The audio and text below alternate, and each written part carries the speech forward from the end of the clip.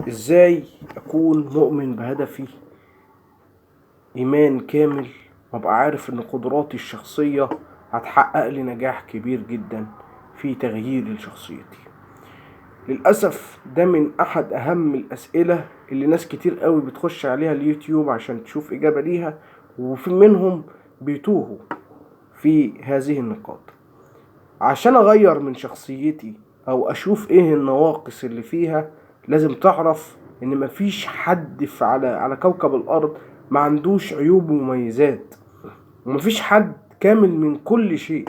ممكن يبقى كويس في علاقته مع الناس، كويس في معاملته مع اصدقائه، كويس في معاملته مع زوجته، ويجي في نقطة معينة يلاقي نفسه فاشل في شغله، او ما عندوش مثلا كسلان، ما عندوش قدر من تحمل المسؤولية انه يبقى مستمر في الحاجة اللي بيشتغلها.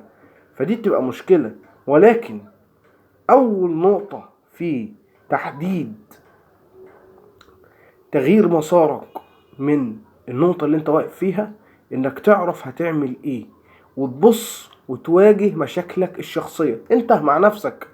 اقعد كده مع نفسك، شوف مشاكلك الشخصية ايه، واجهها وهتتعلم منها، لان هو ده اللي هيحطك في التغيير الحقيقي. انت تصحح مسار نفسك بنفسك، وتقلل من عيوبك، لان انت اللي بتعملها وهي افعالك.